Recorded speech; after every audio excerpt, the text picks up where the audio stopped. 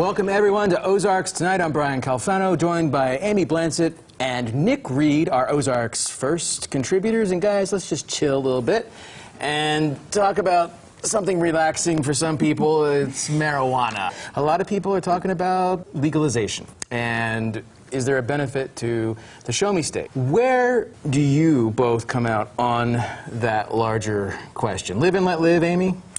Honestly, it doesn't matter. And the reason I say that is for multiple reasons.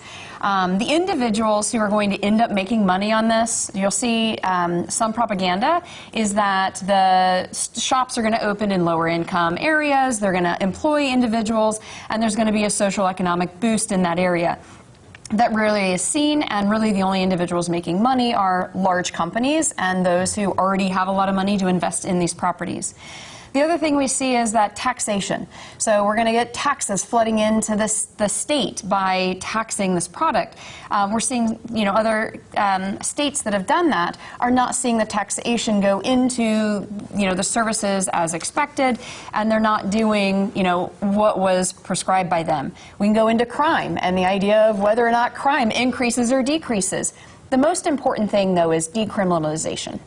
Decriminalization means that if I have a small amount on me, it doesn't affect whether or not I can get a job later. It doesn't affect when I was 18, if I did something stupid, now I have a misdemeanor or even a felony for something that honestly is one of the least harming drugs. So now I'm affected for a lifetime. And now we're having to go through expungement. So we're basically putting money back into something where we're saying, oh, hey, yeah, that was not a very good idea. We've affected people for life. Let's at least decriminalize and then work on making sure that we regulate in the same amount that we regulate for tobacco and alcohol. Is this just slouching toward Gomorrah if we end up legalizing that? I don't know. Slippery slope. Oh, you wanted to relax.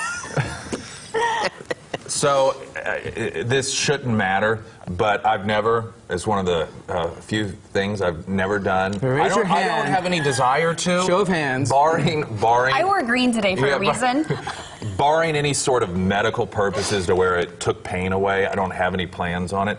I support the legalization of it for whatever people want to do with it. I just, for a number of reasons. Now, why is it illegal then? What is the rationale? You have alcohol, which causes drunk driving, which causes death. Sure. You have domestic violence linked to you have the whole temperance movement historically that was linked to people drinking too much and going home beating up their spouses and their kids, right? Marijuana is just, Right, and I don't know that I've read through, there's some supporters of making it legal who claim it has something to do with the competition with, I forget, it wasn't even a drug thing, it was a hemp thing. Yeah. I don't know, honestly, I can't speak to that. But as of late, it's a stigma, that went along with it. One of the things we are seeing nearly half the states at least have some decriminalization laws that are going into place. And so being able to look at data, what's happening, and then, as a state that's a little bit slower to make some of these decisions, look at what's happening and where it is or it isn't. If taxation isn't funneling through Colorado like it's supposed to, how do we create policy and regulation on something like that? It's an excess tax. I'll tell you what is funneling through is the smell. You don't like that? I don't like it. I don't like the smell of tobacco smoke. Well, I was about to say. But not as often. Make it smell better. Well, that's right. Right? Put something in it. Solution, right? Well, or just don't smoke it. There's a different way to smoke it now. Apparently, it isn't. Eat it. There's all kinds of drink it. I didn't know that one. Do whatever you're going to do. But the thing of it is, to me, I just wonder if it sort of run its course as a point. In other words, Colorado, Washington State, you had all these places out there that were doing it, and now it's all of a sudden kind of been the thing that didn't quite reach expectations. Everyone's going, who cares now? Well, and here's the thing. It will be recreational legal here in Missouri at some point. I